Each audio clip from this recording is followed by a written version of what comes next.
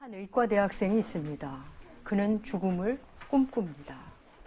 죽고 싶다는 생각이 든 이래로 어떻게 죽을까를 고민하며 대학 시절 일부를 보냅니다. 어찌어찌 시간이 흘러 힘겨운 터널을 나와 응급의학과 의사가 되었습니다. 그는 죽음과 가까운 과를 선택하고 싶었고, 그래서 응급의학과를 지망했고, 그래서 응급실에서 일하기 시작합니다. 생과 사의 갈림길에 선 사람들이 매일매일 들어오는 응급실에서 그는 죽음을 날 것으로 만나기 시작합니다. 그가 응급실에 근무하며 매일매일 응급 상황 속에 있는 환자들을 마주하며 제일 먼저 느낀 감정은 부끄러움입니다. 자신은 자신의 생명을 그렇게도 소홀히 대했는데 생명들이 한 생명 한 생명을 마주하면서 그들이 가진 생명이 얼마나 소중한지, 또 얼마나 갑작스럽게 끝날 수 있는지를 보며 그는 자신이 부끄러웠습니다. 매일 만나는 위급한 생명들, 삶과 죽음의 갈림길에 선 사람을 하루에 5명, 그러니까 1년이면 1,000명 이상의 사람을 만납니다. 치열한 일상입니다. 그런데 일이 점차 익숙해져서 그 죽음에 무뎌지는 것이 또 다른 두려움으로 다가온다고 고백하는 그는 금년 33세의 의사 남궁인이라는 사람입니다. 응급의학과 의사에게 병원 응급실에 오는 사람은 착한 사람이든 나쁜 사람이든 선한 사람이든 의로운 사람이든 상관없습니다. 무조건 그를 살려야 하는 일에 온 힘을 기울입니다. 누군가를 그 자리에서 죽게 만든 음주운전자가 실려왔어도, 스스로 목숨을 끊으려 한 어르신이 왔어도 그에게는 살려내야 할 하나의 위급한 생명일 뿐입니다. 그저 공평한 한 생명입니다. 응급의학과 의사가 마주한 바람 앞에 등불 같은 생명들, 그 생명들을 보며 그는 한때 자신의 생명을 소홀히 대했던 자신의 부끄러움을 느끼게 됩니다. 여러분은 여러분의 생명을 어떻게 대하고 계십니까? 생명이라는 것은 무엇일까요? 병원 응급실에서는 꺼져가는 생명도 어떻게 해서든 살려내려고 온 힘을 다합니다. 어떤 사람은 수천만을 들여가며 이 땅을 떠나지 않으려고 안간힘을 씁니다.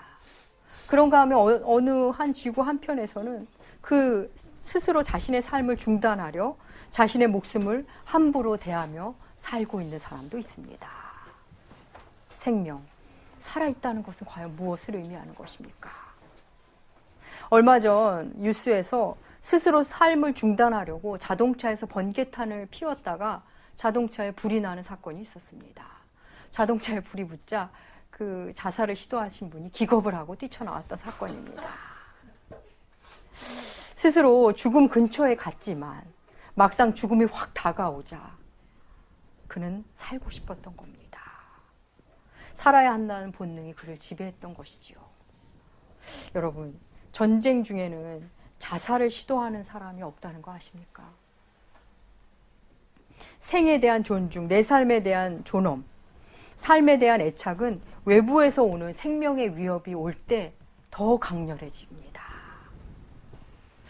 여러분은 살아있다는 것에 감격해 보신 적이 있습니까? 한 생명이 숨을 쉬고 먹고 자고 일어나고 살아갈 수 있다는 것, 생명활동을 한다는 것, 매우 당연한 것 같지만 그 생명활동은 사실 매우 놀라운 것입니다. 한 톨에 쌀알이 생기려면 1년이 걸립니다. 쌀 한 톨 안에는 모내기를 시작으로 봄의 바람, 여름의 땡볕, 가을의 선선함, 그렇게 자연 속에서 호흡한 한 해가 고스란히 들어있습니다. 그리고 누군가의 정성으로 밥이 지어져 우리 밥상에 올라옵니다. 사람은 그와는 비교할 수 없는 신비로운 생명활동을 갖습니다. 엄마 아빠의 사랑으로 한 생명이 엄마의 몸에서 시작됩니다. 10달 후 그 생명은 아가의 모습으로 우리에게 옵니다. 한 아가가 가정에 태어나면 그 가정은 생명으로 가득 찹니다. 사람들이 다 아기 주변으로 모이기 시작합니다. 아기를 보며 미소를 짓고 아이는 그 미소를 영양분 삼아 자라기 시작합니다. 그렇게 사랑스러운 생명이건을 성장하면 사람들은 그 생명에게 뭔가를 자꾸 요구합니다. 그 생명도 자신을 함부로 대하기 시작합니다. 생명은 각자의 삶을 살며 청년기를 지나 중년이 되고 노년이 되면 쇠약해집니다. 쇠약한 생명은 이 땅에 올 때처럼 다시 많은 돌봄을 필요로 합니다. 그 어떤 생명이든 엄마 뱃속에서 나와 첫 숨을 쉰 것을 시작으로 이 땅을 떠날 때까지 생명은 계속 호흡을 합니다. 제가 수년 전 달리기를 할 때였습니다. 노원구에 살 때 거기 당연천을 따라 이렇게 달리기를 하곤 했는데 숨을 가쁘게 몰아쉬며 달리기를 했습니다. 정신적인 활동을 많이 하다 보니까 육신의 활동을 하면서 저의 육신을 고통 속에 몰아넣는 작업입니다. 숨을 헉헉거리면서 달리면서 하나님께 물었습니다. 하나님, 당신은 어디 계십니까? 하나님, 당신은 도대체 어디 계십니까? 주님께 계속 물으면서 달렸습니다. 그때 제 마음 깊은 곳에서 들려오는 음성 같은 것이 있었습니다. 너의 호흡 속에. 그 순간 저는 호흡, 그랬군요. 제 호흡 속에, 저의 숨 속에, 아니 저의 숨으로 함께 계셨군요. 저는 달리기를 멈추고 계속 호흡에 집중했습니다. 이미 숨이 가쁜 상태라서 제 몸은 온통 숨에 집중되어 있습니다. 숨을 들이쉬며 내쉬며 헉헉대며 온몸으로 호흡을 느꼈습니다. 그날 이후 저는 제 호흡 속에 계시는 주님, 내 호흡으로 함께 하시는 주님을 줄곧 묵상합니다. 여러분, 지금 이곳에 숨을 안 쉬는 분은 없습니다. 모두 숨을 쉬고 계십니다. 보통 때문에 숨을 의식하지 않지만 우리가 숨을 의식하기 시작하면 나의 숨이 부담스러울 정도로 느껴집니다. 여러분, 여러분이 숨을 쉬는 것입니까? 숨이 여러분을 붙잡고 있는 것입니까? 내가 숨을 조절하는 것일까요? 숨이 나를 조절해 주는 것일까요? 내가 숨을 붙잡은 것이 아니라 하나님의 나의 숨을 붙잡고 있다는 것. 성경이 우리에게 이렇게 설명합니다. 히브리서 1장 3절 주보 뒤에 실어놨습니다. 히브리서 1장 3절 후반절 우리 함께 읽으시겠습니다. 그의 능력의 말씀으로 우리를 붙드시며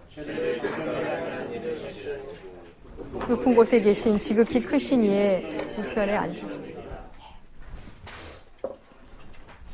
히브리서는 우리에게 말합니다. 하나님이 능력의 말씀으로 만물을 붙잡고 계신다. 하나님이 우리의 호흡을 붙잡고 계신다고 말합니다. 그렇습니다. 우리가 하나님을 붙잡는 것이 아니라 하나님이 우리를 붙잡고 계십니다. 우리가 숨을 붙잡는 것이 아니라 숨이 나를 붙잡고 있는 것입니다. 하나님은 모든 호흡이 있는 자들과 함께 하십니다. 몇 차례 소개해드린 바 있는 신학자 스탠리 하워즈는 정신질환을 앓았던 자신의 아내 앤이 자신과 떨어져 있는 상태에서 죽었다는 소식을 듣고 몹시 가슴 아파합니다. 그가 가진 가슴 아프고 고통스러워했다는 것은 앤이 홀로 죽어갔을 것에 대한 아픔이었습니다. 그 일에 대해서 고통스러워할 때 스탠리 하워즈의 친구가 와서 그에게 말합니다. 앤은 혼자가 아니었네. 하나님이 앤과 함께 계셨어. 스탠리는 친구의 말에 크게 위로받습니다. 하나님이 분명 정신질환자였던 앤과도 함께 하셨음을 믿고 그는 위로를 받습니다. 그렇습니다. 모든 호흡이 있는 자와 하나님은 함께 하십니다. 오늘 보면 시편 150편 마지막 구절은 이렇게 말합니다. 호흡이 있는 자마다 여호와를 찬양할지어다. 복이 있는 사람은 악인의 꾀를 쫓지 아니하며로 시편 1편이 시작됩니다. 그렇게 시작된 시편은 150편이라는 대장정을 그렇게 끝을 맺습니다. 호흡이 있는 자마다 여호와를 찬양할지어다. 그렇습니다. 아직 예수님을 구원자 예수 그리스도를 모른다 해도 아직 복음을 모르는 사람에게도 하나님은 호흡으로 그와 함께 하십니다. 창조주로서 함께 하십니다. 호흡하는 모든 피조물은 하나님의 창조주 그 하나님의 손 안에 있습니다. 하나님은 우리에게 호흡을 주시는 것으로 우리는 생명체가 되었습니다. 이 또한 성경이 우리에게 이렇게 말합니다. 창세기 2장 7절. 네, 우리 함께 읽으시겠습니다. 창세기 2장 7절입니다. 여호와 하나님이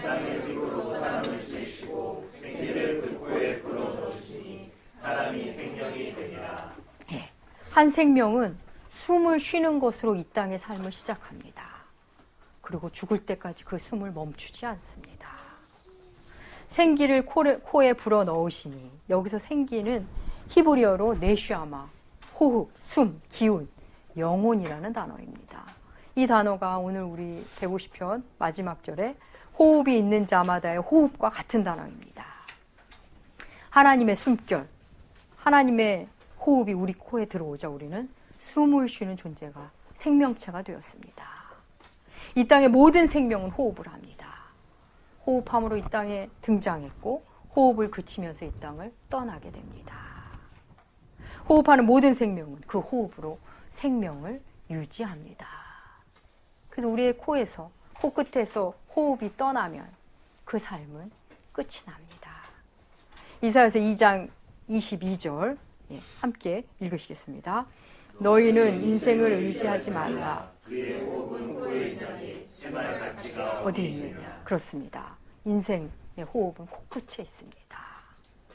숨을 들여 마셨다가 내쉬지 못한다면, 혹은 숨을 내쉬었다 다시 들여 마시지 못한다면 그 인생은, 이 땅에서의 인생은 끝이 납니다. 코에서 호흡이 끝나면 아무것도 아닌 죽은 육신, 이제 썩을 일만 남은 단백질 덩어리에 불과합니다. 지난 목요일 한번 나눈 이야기인데, 여러분, 세상 모든 사람에게 가장 공평하게 주어지는 것이 무엇인지 아십니까? 네, 바로 시간입니다. 물, 공기, 햇볕, 이런 것들은 위치에 따라, 환경에 따라 더 좋은 물, 공기, 햇빛을 쓸 수가 있습니다. 경제력에 따라 미네랄이 많이 든 물을 사서 먹을 수도 있습니다. 그런데 시간만큼은 그렇지 않습니다. 돈이 많든 적든, 많이 배웠든 그렇지 않든, 건강하든 몸이 아프든 똑같이 1분은 60초고 하루는 24시간입니다. 동서고금을 막론하고 하루는 24시간. 오는 시간을 막을 수도 없고 가는 시간을 붙잡을 수도 없습니다. 그런데 이 24시간을 누리는 방법은 각각입니다. 어떤 이들은 짧게 느껴지는 24시간, 어떤 이들은 길고 지루한 24시간, 체감하는 길이는 너무너무 차이가 많이 납니다. 한 사람이라도 어떤 날은 길고 어떤 날은 매우 짧게 느껴집니다. 하나님의 은혜 안에서 각자 같은 24시간이지만 꾸릴 수 있게 하셨습니다. 여러분, 이것이 무엇을 의미하는 걸까요? 하나님의 은혜 안에서, 그 안에서 우리가 운영하고 누릴 수 있는 것이 우리가 생각하는 것보다 훨씬 많다는 것입니다. 같은 24시간이지만 어떤 이는 마음껏 규모 있게 즐기며 알차게 살고 있고, 어떤 이는 지지부진하게 매일 후회를 반복하며 사느니 우리가 다룰 수 있는 영역입니다. 또 다른 측면으로 보면 각자가 하루의 삶을 열심히 꾸려나가지만 그것은 결국 하나님이 주신 24시간 안에서입니다. 내가 아무리 열심히 한다고 해도 25시간, 아니 24시간 1분도 더 많이 살 수는 없습니다. 하나님이 정한 범주 안에서만 누리는 자유입니다. 우리가 숨을 참고 숨을 마음대로 조정해 쓰고 그 모든 것 역시 하나님이 인간에게 허락한 폐의 용량과 범주 안에서입니다. 그 이상은 할 수 없습니다. 아무리 숨을 많이 참아도 20분 이상을 참은 사람은 없습니다. 숨을 내 마음대로 후후 하하 쉬는 것 모두 하나님이 사람에게 허용하신 그 범주 안에서입니다. 내 호흡을 잘 조절하고 복식 호흡도 하고 건강에 좋은 호흡을 찾고 조율하는 힘이 우리에게 있습니다. 어느 정도 폐활량을 늘릴 수도 있습니다. 하지만 하나님이 주신 범주 안에서입니다. 하나님이 주신 범주 안에 있지만 그 안에서 허락된 것을 마음껏 누릴 수 있고 또 마음껏 누릴 수 있지만 결국 하나님이 주신 범주 안에서입니다. 이것이 바로 하나님이 우리에게 주신 이중 메시지입니다. 사랑하는 여러분, 지금 숨을 쉬고 계십니까? 그렇다면 하나님이 여러분을 붙잡고 계시다는 명백한 증거입니다. 그 사실을 만나기 축복합니다. 하나님을 못 느끼셨다면 숨을 계속 묵상해 보십시오. 하나님을 우리는 때로 감정으로 만나기도 하지만 너무나 귀하고 아름다운 하나님과의 감정이 교류지만 그게 전부가 돼서는 안 됩니다.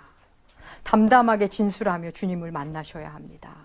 내가 숨을 쉬고 호흡하고 있다는 것, 내가 살아있다는 것, 하나님께서 나를 포기하시지 않는다는 증거입니다. 사랑하는 여러분, 이 숨이 언제까지나 계속될 것 같으십니까?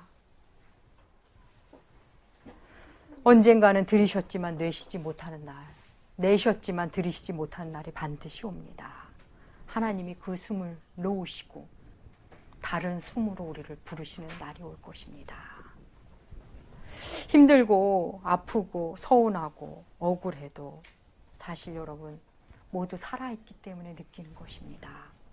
기쁘고 생동감 있고 감사하고 사랑하고 여러 가지 성령의 선물들, 그것도 살아 숨쉬어만 만날 수 있습니다. 어떤 인생은 실수로 태어난 것 같고 어떤 인생은 도무지 삶의 의미가 없는 것 같은 인생도 우리는 볼 때가 있습니다. 하지만 하나님은 그 어떤 생명도 실수로 이 땅에 보내시는 분이 아닙니다. 하나님은 태초 이전부터 계획하셨고 그 계획으로 생명을 이 땅에 보내시는 분입니다. 성경은 오늘 우리에게 말합니다. 호흡이 있는 자마다 여호와를 찬양하라. 누군가는 날카로운 지성으로 하나님을 부인하고 뛰어난 논리로 하나님을 공격해도 그분의 창조주 되시면은 변함이 없습니다. 하나님을 부인하고 공격하는 그들의 호흡 역시 하나님의 손에 달려 있습니다. 내가 힘들어도 내 상황이 고통스럽고 나는 여전히 볼품없어도 하나님의 창조주 되시면 변함이 없습니다. 심지어는 내가 죽어도 하나님은 여전히 창조자시고 구원자이십니다. 시편 150편은 비파와 수금으로 소고치며 퉁소로 춤으로 하나님을 찬양하라고 우리에게 말합니다. 비파, 수금, 퉁소, 소고, 악기를 말하는 것이기도 하지만 우리의 각자의 호흡이기도 합니다. 내가 드릴 수 있는 각자의 숨으로 나만의 호흡으로 주님을 찬양하면 됩니다. 음악으로, 그림으로, 글로, 각종 직업으로 나만의 호흡으로 부족하면 부족한 대로, 특이하면 특이한 대로, 아쉬우면 아쉬운 대로 주님을 찬양하는 겁니다. 나무는 뿌리로, 잎으로, 열매로 주님을 찬양합니다. 자기에게 주어진 조건 그대로 그 자리에서 자신의 호흡으로 주님을 찬양합니다. 응급의학과의 젊은 의사 남궁인, 그는 죽음을 날 것 그대로 마주하며 자신이 생명을 함부로 대했던 자신에 대해 부끄러움을 느꼈습니다. 사랑하는 여러분, 여러분의 생명활동 많이 힘드시죠? 힘드신 일이 많으실 겁니다.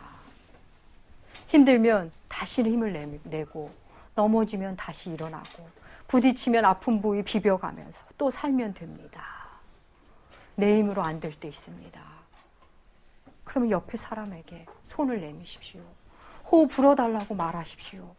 밥 좀 사달라고 말하십시오. 나 아프다고 말하고 비명도 지르십시오. 여러분 주변에는 여러분을 사랑하는 사람들이 제발 아프다고 소리 내달라며 귀 기울이고 기다리고 있습니다. 우리 삶의 모든 여정에 하나님이 함께 하십니다. 여러분이 숨을 쉬는 동안 하나님은 반드시 여러분과 함께 하십니다. 임마누엘, 여러분 임마누엘의 뜻이 무엇입니까? 하나님이 우리와 함께 계신다. 그렇습니다. 하나님은 너희와 함께 계신다는 그 메시지를 온몸으로 보여주신 예수 그리스도, 그분의 이름이 임마누엘 아닙니까? 사랑하는 여러분, 내가 힘들 때 다른 사람들은 매일매일 신나서 오늘이 궁금해서 활기차게 눈을 뜰 것처럼 보이실 때 있으시죠? 그렇지 않습니다. 고통 없는 인생은 없습니다. 몸이 천근만근 같아도 오늘이란 삶의 무게가 두렵게 다가와도 그래서 때로는 내 몸을 복종시키지 않으면 눈을 뜰 수 없는 아침도 맞이합니다. 살아있음이 얼마나 감사한 일인지를 만나기 위해 나의 숨으로 함께 하시는 하나님, 여전히 나를 붙잡고 계시는 하나님을 만나기 위해 우리는 또 일어나야 합니다. 그리고 하나님은 우리를 또 일으켜 세우십니다. 그렇습니다. 하나님께서 여러분의 숨을 붙잡고 계십니다. 그리스도인은 언제나 다시 시작할 수 있는 사람입니다. 오늘 지금 언제든지 다시 시작할 수 있는 사람, 상황을 다 뛰어넘어서 다시 시작할 수 있는 사람들이 바로 그리스도인입니다. 사랑하는 여러분, 삶의 방향성을 잡으십시오. 지금 내가 사랑하는 사람의 손을 잡을 수 있다는 것, 사랑하는 이와 함께 숨을 쉴 수 있다는 것, 그게 얼마나 놀라운 복인지 만나시길 축복합니다. 오늘 우리 나무교회는 추수감사절로 지킵니다. 다시 감사함으로 여러분의 숨을 묵상하시고 오늘이라는 시간을 사시는 여러분들 되시길 축복합니다. 기도하겠습니다. 하나님 아버지 감사합니다. 지금 이 순간도 숨쉬게 하시고 그 숨을 통해 하나님을 바라보게 하시니 감사합니다. 우리 호흡 속에 담긴 주님의 사랑을 만나게 하시고 오늘이라는 시간 속에서 생명 가운데 명백히 거하시는 임마누엘 우리 주님을 만나게 하옵소서. 우리로 존재의 기쁨을 누리게 하여 주시옵소서. 감사드리며 존귀하신 예수님의 이름으로 기도합니다.